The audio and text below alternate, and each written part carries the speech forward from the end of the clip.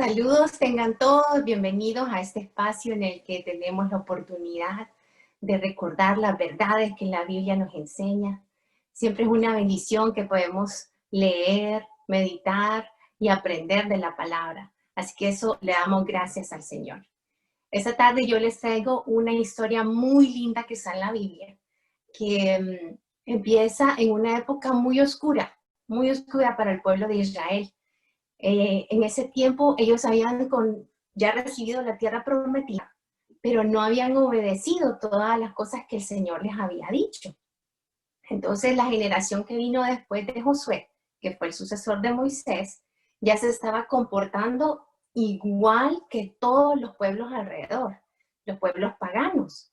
Y cosas que ustedes se sorprenderían lo que estaban haciendo en ese tiempo el pueblo de Israel. Cada quien tenía su propia verdad acerca de cómo acercarse al Señor. Así que las personas se volvieron crueles y los más vulnerables, por ejemplo, los niños y las mujeres, eran tratadas como objetos y no como seres humanos. Y cuando las mujeres eran viudas, era solo como una mercancía, no tenían protección, no tenían quien las cuidara y eran condenadas a una vida de pobreza, de mendicidad, de total decadencia. Vamos a ver en el capítulo 21 de Jueces, en el verso 25, que la Biblia nos dice que en esos días Israel no tenía rey. Cada uno hacía lo que le parecía correcto según su propio criterio. Y en esta historia de fe, amor y gracia, nos vamos a dar cuenta que esta historia que vamos a leer el día de hoy es como un diamante en medio de un momento totalmente oscuro que estaba viviendo el pueblo de Israel. Yo les recomiendo que puedan leer el libro de Jueces para que puedan darse cuenta cómo estaba la decadencia en la sociedad de los israelitas. Van a encontrar ahí que hay violaciones, hay asesinatos, hay sodomía, hay total decadencia. Y pues en medio de ese tiempo aparece esta historia de gracia, de amor, de fe, que muchos la consideran, como les mencionaba, como un diamante en medio de la oscuridad. También para nosotros, este libro de Ruth que vamos a leer a continuación, nos va a ayudar para darnos cuenta que a pesar de que las cosas estén mal a nuestro alrededor, nosotros todavía podemos vivir una vida de fe. Así que sin más, vamos a ir al libro de Ruth. Yo voy a leer para ustedes esta historia, que es como ese diamante hermoso que se ve en pantalla, y ustedes incluso pueden hasta cerrar sus ojos e imaginarse cómo va caminando esta historia que vamos a leer hoy. Yo voy a leerla para ustedes. Entonces comenzamos en Ruth capítulo 1, voy a leer del verso 1 al 8, que dice así: en los días en que los jueces gobernaban Israel, un hambre severa azotó la tierra. Por eso un hombre de Belén de Judá dejó su casa y se fue a vivir a la tierra de Moab, junto con su esposa y sus 2 hijos. El hombre se llamaba Elimelech y el nombre de su esposa era Noemí. Sus 2 hijos se llamaban Malón y Quelión. Eran efrateos de Belén, en la tierra de Judá. Así que cuando llegaron a Moab, se establecieron ahí. Tiempo después murió Elimelech y Noemí quedó sola con sus 2 hijos. Ellos se casaron con mujeres moabitas. Uno se casó con una mujer llamada Orfa y el otro con una mujer llamada Ruth. Pero unos 10 años después murieron tanto Malón como Quelión. Entonces Noemí quedó sola con sus 2 hijos. Luego, vamos al verso 6. Estando en Moab, Noemí se enteró de que el Señor había bendecido a su pueblo en Judá al volver a darle buenas cosechas. Entonces Noemí y sus nueras se prepararon para salir de Moab y regresaron a su tierra natal. Acompañada por sus 2 nueras, partió del lugar donde vivía y tomó el camino que la llevaría de regreso a Judá. Sin embargo, ya puestas en camino, Noemí le dijo a sus dos nueras: vuelva cada uno a la casa de su madre y que el Señor le recompense por la bondad que mostraron a sus esposos y a mí. Que el Señor las bendiga con la seguridad de un nuevo matrimonio. Entonces le dio un beso de despedida y todas se echaron a llorar desconsoladas. Voy a saltar al verso 14. Entonces volvieron a llorar juntas y Orfa se despidió de su suegra con un beso, pero Ruth se aferró con firmeza a Noemí. En el verso 15, mira, le dijo Noemí, tu cuñada regresó a su pueblo y a sus dioses. Tú deberías hacer lo mismo. Pero Ruth respondió: no me pidas que te deje y regrese a mi pueblo. A donde tú vayas, yo iré. Donde quiera que tú vivas, yo viviré. Tu pueblo será mi pueblo y tu Dios será mi Dios. Donde tú mueras, allí moriré y ahí me enterrarán. Que el Señor me castigue severamente si permito que algo nos separe aparte de la muerte. Cuando Noemí vio que Ruth estaba decidida a irse con ella, no insistió más. Vamos a hacer un alto en esta parte de la historia. Hemos leído que estaba esta familia constituida por 4 personas, estaban pasando una crisis en Judá, en Belén, y decidieron irse a un pueblo diferente, lejos de la cobertura del Señor. En ese lugar, los hijos de la pareja se casan con 2 muchachas que son contrarias a la fe israelita. Pero ¿qué pasa? Empieza a morir primero el esposo de Noemí y luego sus 2 hijos. Y estas 3 mujeres quedan completamente solas. Ahora, hay algo que a mí me causa mucha curiosidad cuando yo encuentro que 2 personas son presentadas frente a una misma situación. Me agrada ver qué decide una y qué decide la otra, porque eso me ayuda a mí, si yo tengo que estar en una encrucijada igual, ¿cuál es el resultado mejor? ¿La decisión de una o la decisión de otra? Y aquí vemos que está Orfa y Ruth frente a la misma pregunta y situación. Cuando Noemí le dice, vuélvanse, regresen a su pueblo, a sus dioses, Orfa decide irse a lo conocido, a lo que ella ha vivido toda su vida. No toma ningún riesgo y regresa a Moab. ¿Y qué pasa con Orfa? Realmente no lo sabemos. Simplemente la Biblia guarda absoluto silencio acerca de Orfa. Para mí es como cuando un libro se cierra y ya no se sabe más acerca de la persona. Y me llama mucho la atención eso que pasa con Orfa. Sin embargo, Ruth toma un gran riesgo y se va a Judá con Noemí, a una nueva cultura, sin saber exactamente lo que le espera, pero con una decisión tan firme que le dice, yo no te voy a dejar. Es más, que el Señor me castigue severamente si yo te dejo sola. Donde tú mueras, yo voy a morir. Y lo más importante que le dice, tu Dios será mi Dios. Si ven, Ruth está tomando un camino desconocido, pero sus pasos van en la dirección correcta. Y aunque esos primeros pasos son lentos, tal vez son tímidos, son temerosos, vaya en la ruta directa a conocer y a descubrir al Dios de toda la gracia. En cambio, Orfa, al quedarse con lo conocido y con sus dioses, pues no tuvo el chance de descubrir lo que Ruth pudo descubrir. Eso para mí es súper importante y les dejo este tip porque puede que también les sea de útil a ustedes cuando lean la Biblia. Vamos a seguir leyendo qué pasa en esta historia porque se pone súper interesante en el capítulo 2. Sigo leyendo para ustedes el capítulo 2 y lo voy a leer completo. Primero desde el verso 1 hasta el verso 11 que dice así. Había en Belén un hombre rico y muy influyente llamado Booz, que era pariente de Elimelech, el esposo de Noemí.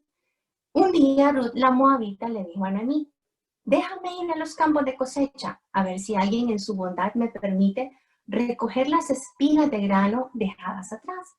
Noemí respondió, está bien, hija mía, puedes ir. Así que Ruth salió a recoger espigas detrás de los cosechadores. Y resultó que lo hizo en un campo que pertenecía a Booz, el pariente de su suegro, Elimelech. Mientras estaba ahí, llegó Booz de Belén y saludó a los cosechadores. El Señor sea con ustedes, les dijo. El Señor lo bendiga, respondieron los cosechadores.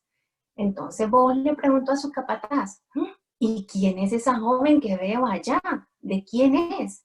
El capataz le contestó, es la joven moabita que volvió con Noemí. Esta mañana me pidió permiso para recoger grano detrás de los segadores. Desde que llegó, no ha dejado de trabajar con esmero, excepto por unos momentos de descanso en el refugio. Booz se acercó a Ruth y le dijo, escucha, hija mía, quédate aquí mismo con nosotros cuando recojas grano. No vayas a ningún otro campo. Sigue muy de cerca a las jóvenes que trabajan en mi campo. Fíjate en qué parcela están cosechando y síguelas. Advertí a los hombres que no te traten mal. Y cuando tengas sed, sírvete del agua que hayan sacado del pozo. Entonces Ruth cayó a sus pies muy agradecida. ¿Qué he hecho para merecer esta bondad?, le preguntó. Yo no soy más que una extranjera.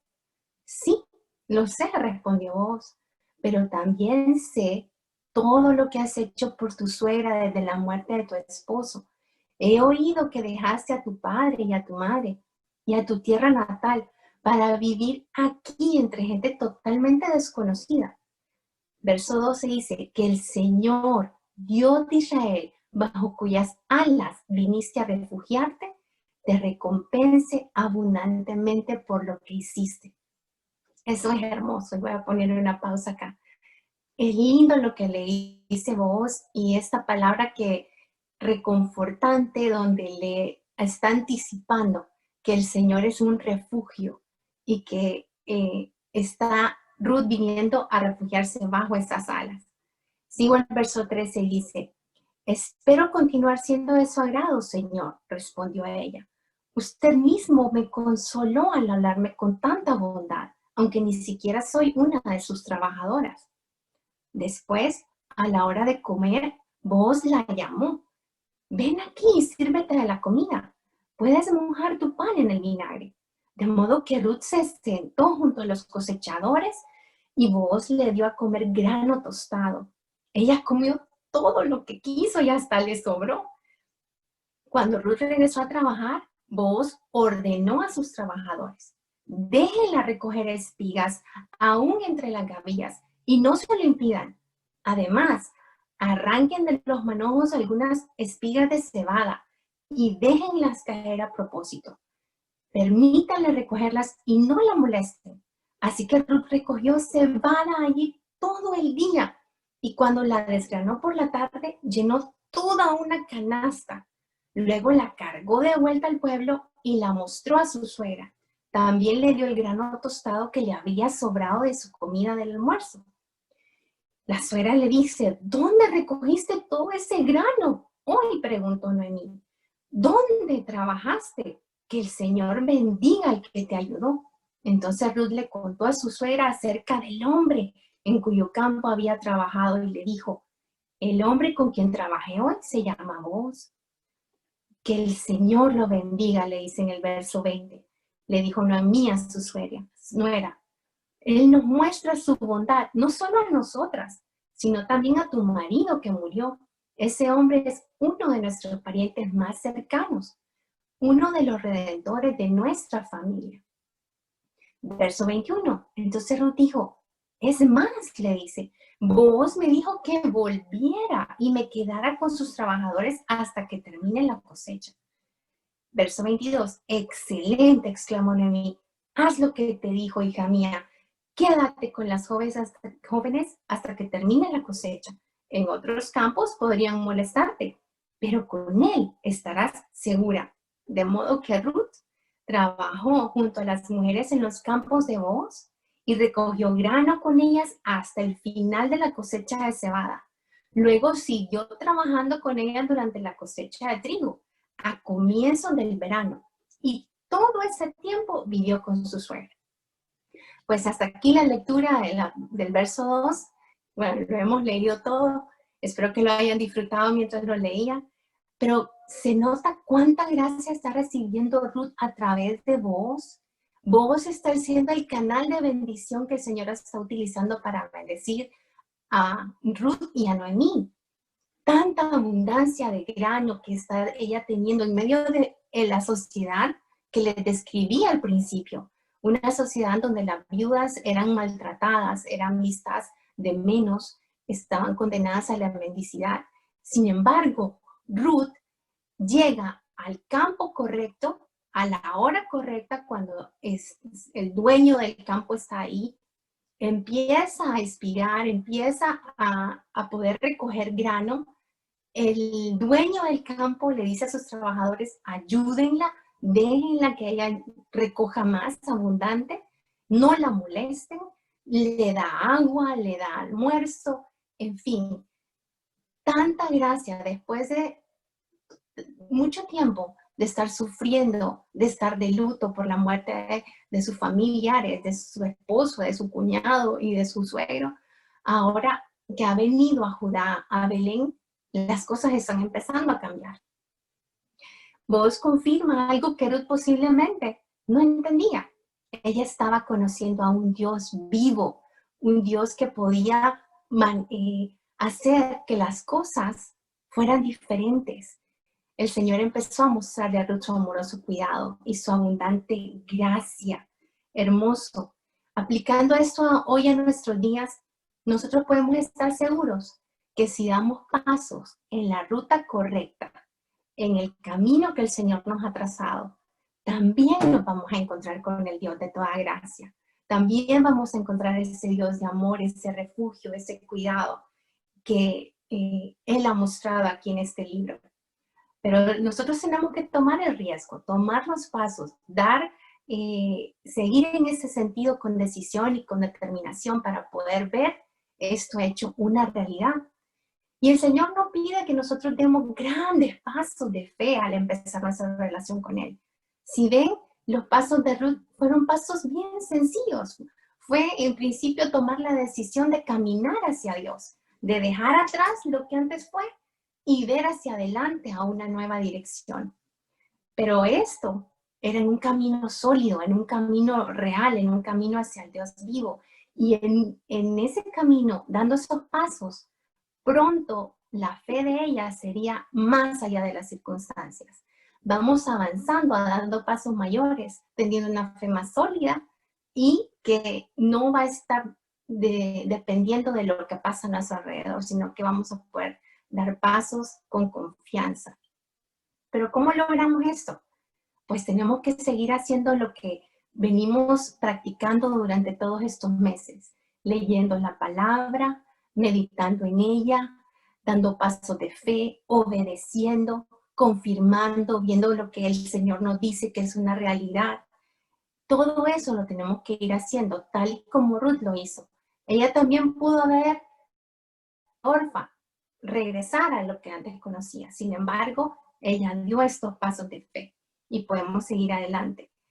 Imagínense quedar como orfa, como una luz apagada, como un libro que se cierra antes de tiempo. Sin embargo, la vida de Ruth apenas estaba comenzando con estos pasos que ya estaba dando. Los que hemos caminado ya por un tiempo con el Señor, estoy segura que podemos dar testimonio de que esto es una realidad, de que cuando uno da un primer paso, uno puede ver el Señor confirmando un segundo paso y el Señor va confirmando, de tal manera que con confianza uno ya puede prácticamente como firmarle un cheque en blanco al Señor y decirle, aquí vamos.